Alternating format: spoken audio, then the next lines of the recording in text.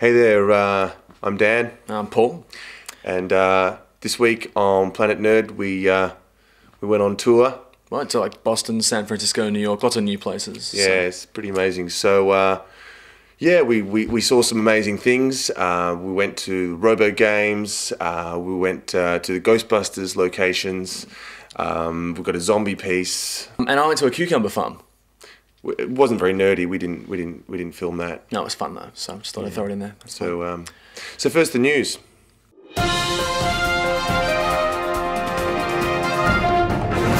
So here we are in San Francisco, a block and a half from the Moscone Center.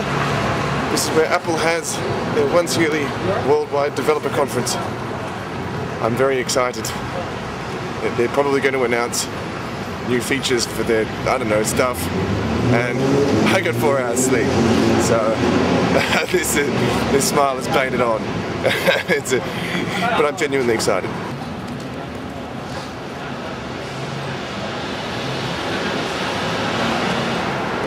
My first ever media pass. I'm so excited.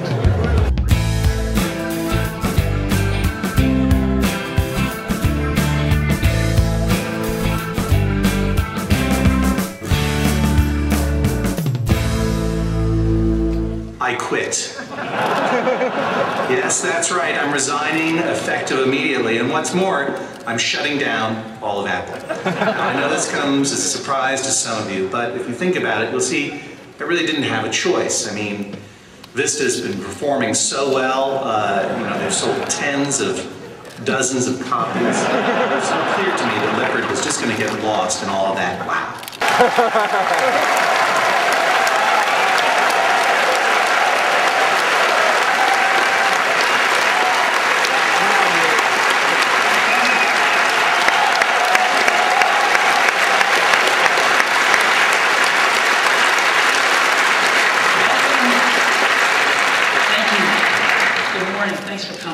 We got some great stuff to show you today. So for the last couple of years at id, we've been working pretty much in secrecy on next generation technology and a next generation game for it. And this is actually going to be the first time we've shown anything that we've been doing publicly. And we managed to put this together in really a pretty quick time, which speaks pretty highly to the Mac platform as a development and deployment station. So here we are with our first public showing of some of the things that we're working on here. Now, I've always thought of what I do with game technology as basically providing a canvas for the artists and designers to work on. And with this new generation of technology, it's really almost literally true.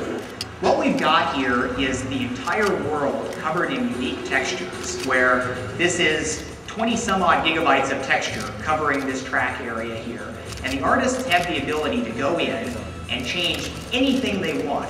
And this level of flexibility is really something that we've never had before, where they have unlimited ability to change as much as they want on the surfaces with no impact on the performance or the stability of the game. So we can build the game, make sure it's fun, and then we can put artists on it to go ahead and make it look as good as we have time and resources to do. So we can even have 6 artists working on one of these worlds at the same time, where they can go in and build whatever they need to. And we've got, we're pretty excited about what we're going to be doing with this technology. And in fact, we're going to be showing on the Mac platform, the PC, the PS3, and the 360, the same data running. We're going to be demoing this at E3, as well as at our QuakeCon in August. So I'm quite happy with what we're able to do. And it's going to wind up being a lot better. Give me 4 more days, and it's going to be twice as smooth. But I think it's a pretty good show.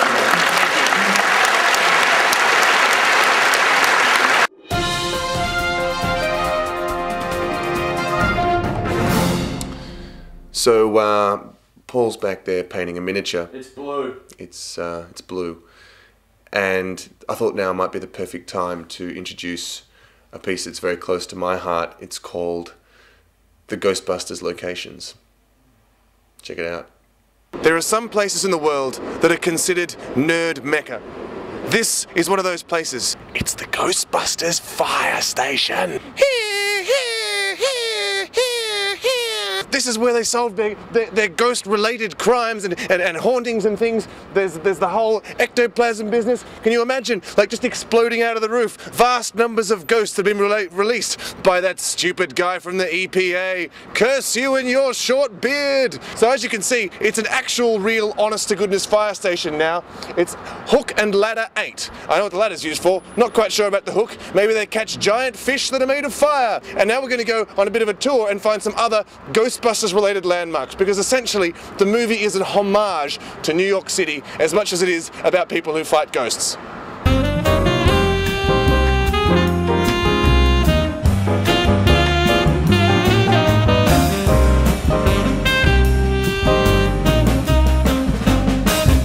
We're here at the front of the New York Public Library. Now, you may recognize this from Ghostbusters. These are the famous lions that turn into the Keymaster and the Gatekeeper. They're serving the almighty Zool by joining together and releasing him from his confinement. I was just wondering, you know, just casually, just off the cuff, are you the Gatekeeper? The New York Public Library is actually a network of more than 85 libraries. This is the New York Library Center for Humanities. It was completed in 1911 after 14 years of construction at a cost of $29 million, which in 1911 was all the money in the world. No, seriously, you totally look like the Gatekeeper. Are you the Gatekeeper? And it's a centre of 85 libraries which are positioned around the 5 boroughs. So it's absolutely enormous. There are more than 11 million items you can borrow, of which only 7 million are Tintin books. This is the most frustrating interview I've ever done. This is also a famous example of the Beaux Arts style of construction which New York helped to make famous. Anyway, let's go to the next stop.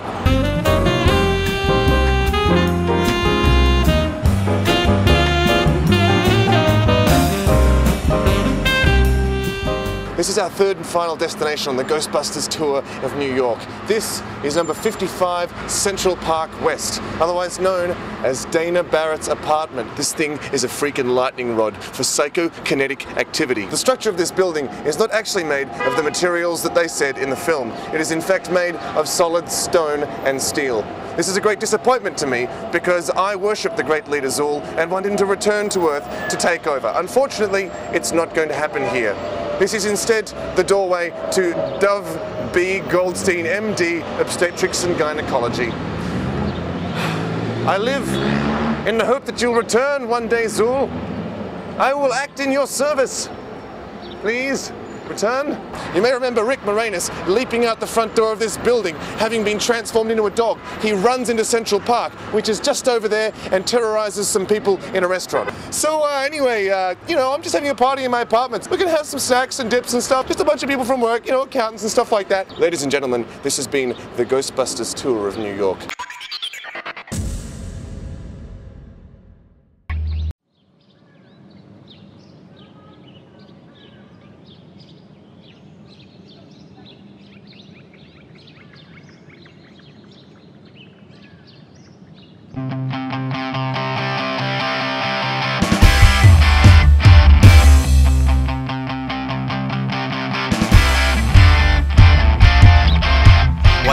Saw these guys on exercise equipment. Instantly those guys shot to fame. I saw my chance, so choreographed a dance in hope that I would do just the same. Hey! But just when I thought I'd memorized the moves, just when I thought I had it down, and I was looking pretty smooth, how did it go? Did it go? Did it go again? How did it go again? I should know, I used to know. How did it go again? How did it go again? How did it go? Dunno. How did it go? Dunno. How did it go again? Is this how it goes? No. How did it go? Dunno. How did it go again?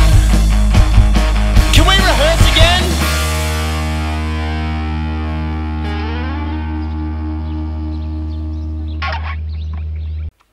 So coming up, what are you doing, Dan?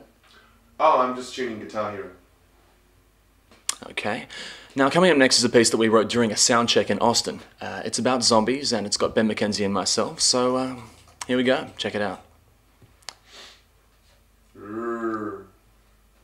Brains.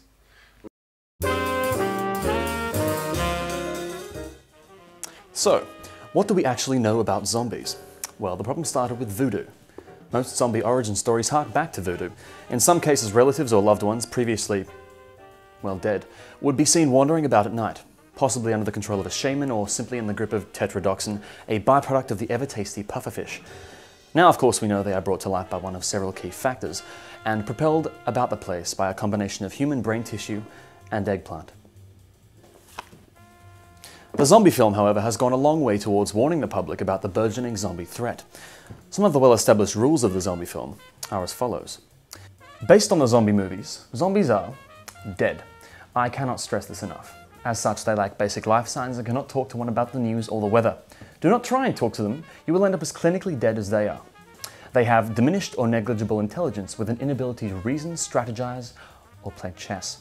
They have diminished emotional responses with no empathy towards victims, although zombies have been known to befriend small animals, like puppies.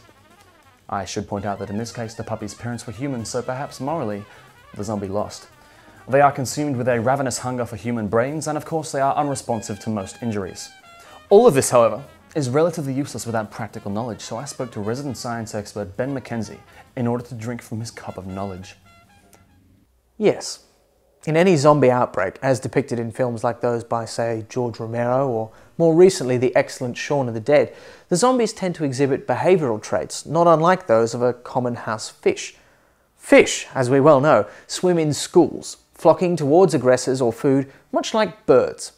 Zombies, whilst clearly unable to swim, display the same mentality, if indeed you can call it that.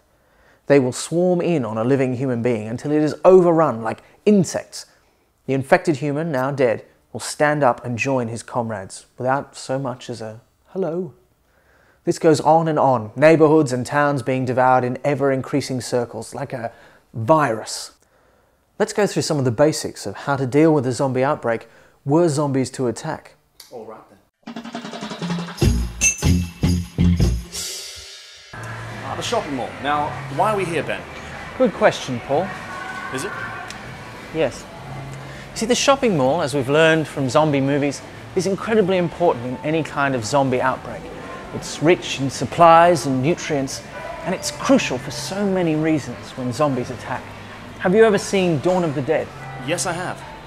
Zombies in said films flock to shopping malls not because that's where the survivors are, but because when they were alive they spent so much time shopping in such places. Also, zombies are quite cold, and the prospect of a nice cardigan appeals greatly to them. I can see why. This one looks particularly warm. Yes, and with good cause. Now with survivors, I guess there are the usual necessities, such as medical supplies, Non-perishable food, water, flare, compass. all of that. But in the United States, in malls, there are gun stores, but here... No, that's right, no gun stores here. However, there are many viable alternatives, Paul. Are there? Yes. Every major department store has a gardening section. Ah, gardening. Wellspring of life. Giver of plants. Yes, and gardening shears, which can be used to cut things. Ah, like zombies. Yes. I see. Although it's preferable to find something that could be capable of severing a zombie's head, like, say, a small electric chainsaw. Even better is a blunt object, for which we might head to the sports department, because it's vitally important to destroy the entire brain. Okay, the brain. Now, why is this so important, then? Well, Paul, zombies are people too, and if you destroy a person's brain, they die. This is important to remember. Don't practice this at home or at school. Unless, of course, you have permission from an adult. The brain can be destroyed, however, by an appropriate application of force. Paul?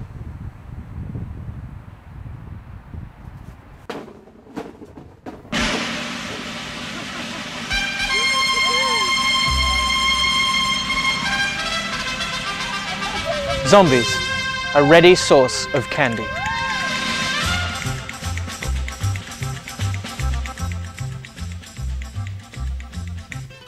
Well, there you have it. We hope we've been able to impart some useful knowledge to you which you and your loved ones can use in case of an outbreak. Remember, zombies will show little to no mercy, but provided you take the steps outlined, you should be able to survive an outbreak. Now, if you want to learn more, watch one of the many zombie films which are cropping up these days, or consult your school library. Until next time, stay safe. So, Now it's time for the Weekly Whedon. This week's Weekly Whedon is actually a cover of a Neil Diamond song. And if you play it backwards, you will hear last week's Weekly Whedon forwards. We think it's pretty clever. Yeah, check it out. The Weekly Whedon. A brief update, fellow Whedonphiles and Browncoats, on Joss's latest activities. Freed up from the Wonder Woman debacle, Joss is said to be working furiously on a revised draft of his long-touted sci-fi script, Goners. The latest information from Joss about the film is that it is in a modern-day setting with 2 female leads. No surprises there. There has been Sorry, what are you doing? Oh, sorry, Simon, this is Buffy. Oh yeah, I know Buffy. We know each other quite well. I'm trying to film my segment here. What? My segment, the Weekly Whedon. Oh, your segment. Yeah, how's that going? Well, quite well actually. I'm just talking about the latest film project, Goners. Yeah, so it's great. Yeah. All right. Well, look, I'll tell you what. We'll get out of your hair. Sorry. Yeah. Thanks. Cheers. Because you're in shot. And yeah. Oh, I'm sorry. We'll go. Cool. We'll go. Hey, come back with my girlfriend. In case you hadn't heard, this weekend, Saturday, at RMIT Collide Theatre, Can't Stop the Serenity has organised a screening of our favourite film. Now, it's for a great cause, Equality Now, which is Joss Whedon's favourite charity, so you should definitely check it out. Full details are at serenitymelbourne.blogspot.com. So your next up is one of our hardest core tracks. Like, some people just can't handle it. It's really, really hardcore. It's called Nectar. Check it out. Sorry. It's all right. We're here at Melbourne University because Nectar is having an open day. Nectar is the National ICT Initiative of Australia. It is a partnership between governments and universities and private business to do cutting-edge IT research Australia-wide. Well, today we're going to see the Melbourne Roadshow and lots of cutting-edge ICT and telecommunications technologies. So let's go check it out.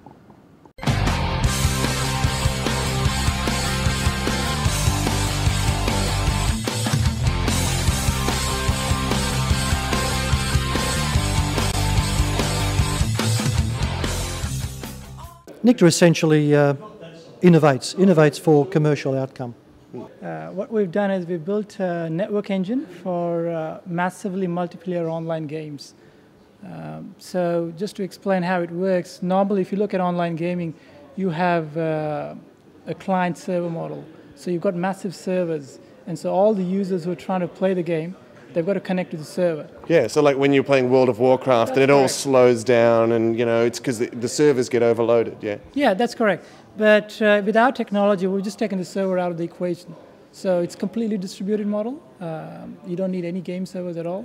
So it's a lot cheaper to run our technology, and it scales automatically. You don't have to worry about whether it's 10 users or 10 million users. If all the 10 million users saw something really cool in one spot and all went to look at it at once, would you find that they started having trouble communicating to everyone else in the area? Yeah, that's right. So that's to do with how many users you can handle in one area of interest. And that's a very interesting problem. We've got techniques to handle that. We built in semantic filters. So we look at the semantic information. And so, for example, if you're out there in a battlefield and there's hundreds of people around, you're actually only having a fight with one other guy, but there's 50 other people in the background, and you don't need to know all the details about them. So we do some sort of filtering on that. We also build broadcast trees, and that allows you to sort of increase the number of users you can interact with. How soon do you think we'll see this technology in our online games? I would say 6 months to a year. What I do, I work at looking at a new way to detect where neural fibers are travelling through the brain, where they're linking up different parts of the brain. So you can see me thinking? Well, it's more we'll see where the thinking will go, like the pathways that it will travel down. So. Wow, okay, so you can see what I'm going to be thinking? Well, yeah, sort of, yeah, hopefully. That's so cool. How is this used in the real world in sort of hospitals or clinical practice and stuff like that? Well, a big application I'm hoping to use it for is for pre-surgery. So when someone's going to have a part of their brain cut out, whether it's a tumour or a lesion or something like that, they want to be able to know whether the bits that they're cutting out connect up to critical parts of the brain or not, or whether they're sort of less critical. Right, so is this different in every person? Like the different parts connect up in different ways? Yeah, well, they're roughly the same, but then there's quite a bit of variation between people, and, you know, especially in a person's head who's had an injury or something, it can be quite different. When you take an MRI image, you can specialise it to get different sorts of pictures out of it. With diffusion weighted imaging, you can pick up the direction that fibres are pointing, like the orientation of different neuronal fibres. We're trying to work out a new technique of sort of piecing together all that information to work out sort of get a map of where all these fibres are.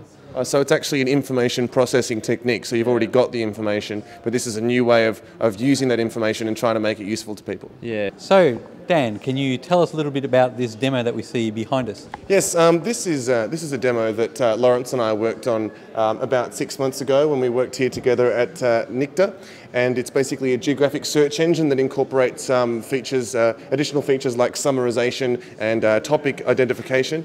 And so what we have at the top here is a query. So here it says shipping, and the location is Geelong. So it automatically finds out what you mean by Geelong and locates it on the map.